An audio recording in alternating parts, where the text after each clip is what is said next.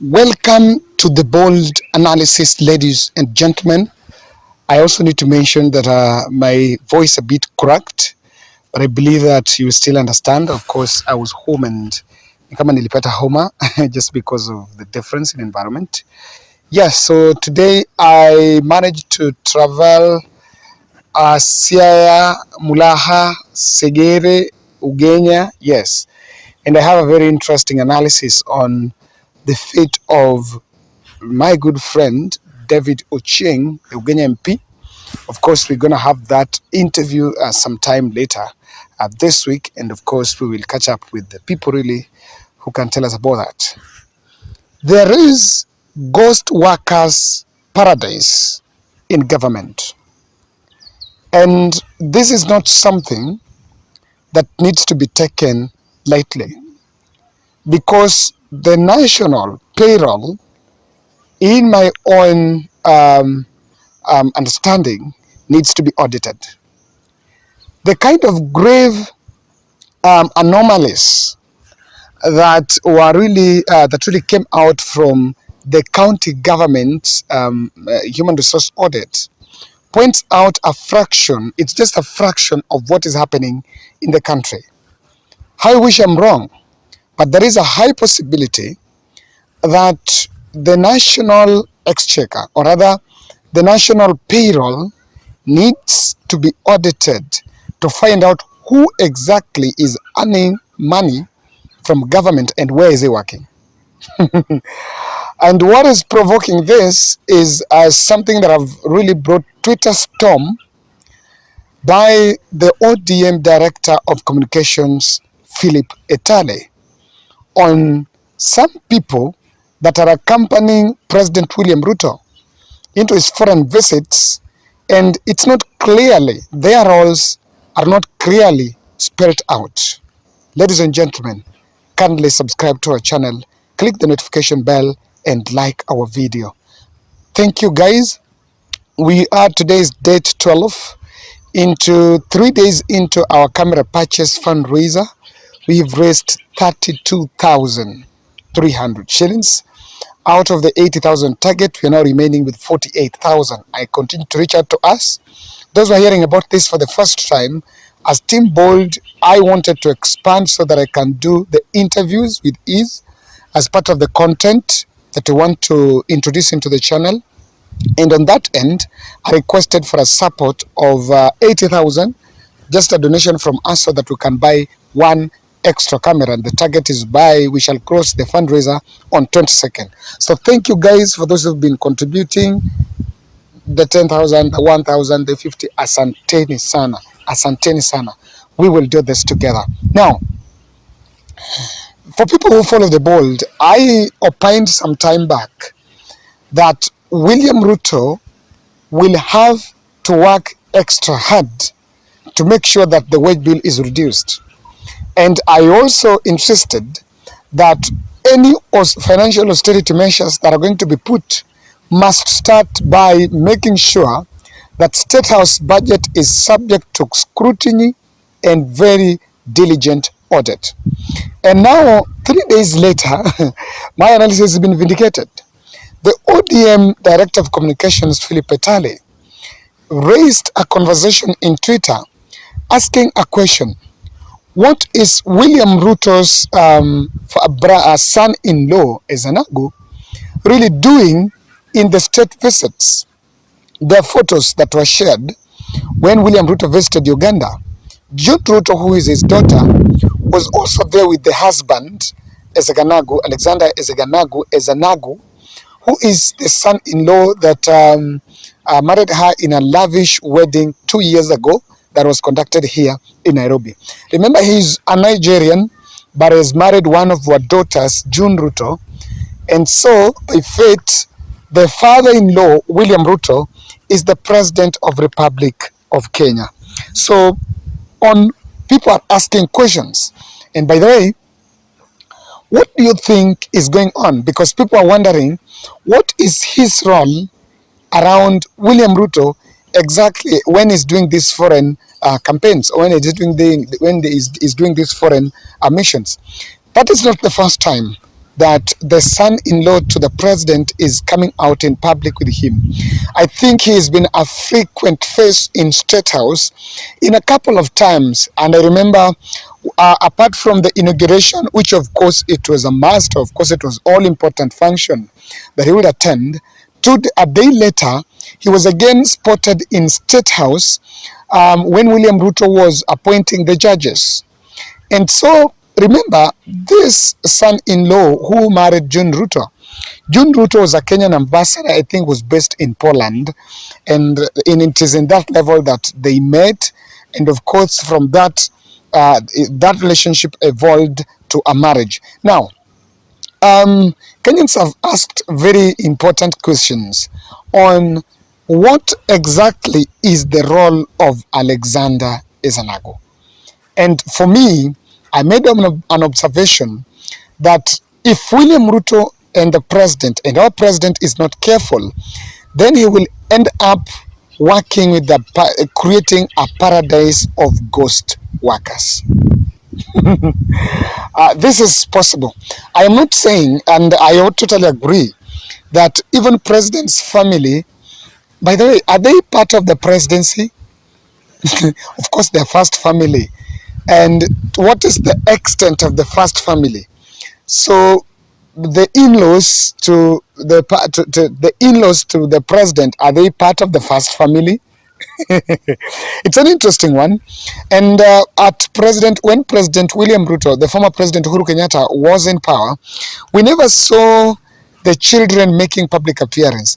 Even the daughter did a wedding. The husband was never seen, in fact, has never been seen in public in few occasions, and does not. But now, on this one, we are seeing a president that his family is a bit exposed and seems to be part of the presidency. So the question that Kenyans are asking on Twitter is this: what is the role of the son-in-law? But then I am making a different observation to this, because it's actually opening avenues. I mentioned in one of my analysis that anything that William Ruto, the president, wants to see happening in government must start from Statehouse. And a second one is this: so if someone is to be employed in Statehouse, do you think a foreigner has work permit to work in Statehouse? And even if not in Statehouse, in government, but people who are civil servants can tell us, can you employ a foreigner in Kenya to work as a civil servant, if not a contractor? Can a foreigner apply and be employed as a PS? Can a foreigner apply and be employed as a chief advisor? Guys, it's an interesting one, and you guys can confirm, because I know on official services and consultancy is possible.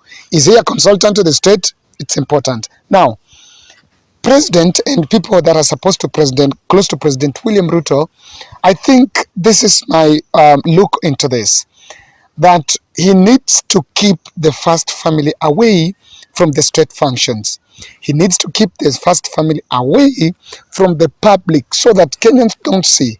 Because remember, it's really something that is creating unnecessary conversation in this country. One of the reasons why I think this is equally important is because when the president, the first family is in the play or is in the camera, it brings a picture of nepotism. You know, I don't know that they're supposed to withdraw a salary, number one. But number two, when they travel, and most importantly, when they travel with the president, especially abroad and all that, there is understanding that trip, everyone in that trip that is part, that travels the president, maybe that is funded by the Statehouse. So honestly, if the son-in-law is part of that, and even with the family, is part of that and they're funded by the Statehouse, then someone would, it's service to ask the question on what capacity. Are we really ballooning? Are we ballooning the wage bill by really creating or rather increasing other people? So that kind of picture shows some sort of nepotism, that someone is there, and nepotism and cronyism. And these are things that will dent the office of the president as at this time. It should not be seen as an institution that has been reduced to a family empire. I don't think that is what the kind of image that Kenyans should see from the office of the State House. Now, the other thing that I think I see here is, number one, is this. You know, Azimio la Umoja wing have insisted that there was foreign infiltration. And I also tell you that if there is something that propelled William Ruto's campaigns, there's a lot of international lifting. Whether this was of the US of that, but one other wing that I believe really did lifting to William Ruto are the foreign investors. So when foreigners are seen to be close to William Ruto, it's some sort of policing. No, he looks like a marked man. You understand? He looks like someone can even, and I saw this argument in that post by someone saying that foreigners, the people that funded William Ruto, and for them to secure their interest, they are close to William Ruto. So that kind of image, I think he can work with foreigners. There is no problem. Or rather, he can work. There is, number one, that is a son-in-law is part of the family, but number two, is a foreigner. That's the truth. So that creates an image that there is a web of forces around him that are policing, or there is a marked presidency, is a marked president. That's something that needs to be put into check. But again, I ask a question. I know that the family is also entitled to some security details, but it's not advanced as that of the president. That's the truth. The presidential motorcade and the Reke squad and all that, the president might protected. But when you move around with the family may not be protected as you. So what am I saying? I'm actually saying that the family are going to be exposed. And apart from, it's just enough to go with maybe a son or daughter. It's good, of course. So it's also part of the foreign tour. It's part of tourism. But when this is done frequently, some of these people are exposed. And remember, imagine a situation where they get themselves into situations that, because when they're the president, they are part of the presidency. If something happens somewhere, William Ruto's name will have to be dragged. But again, the competence question is very important. And I don't want to trash that the son-in-law is a competent lawyer and an economist and is an international diplomat. He has a very promising credential, and that one we can't argue about. But when you work closely with the family, there seems to be a sense of entitlement. And that sense of entitlement will create a family empire.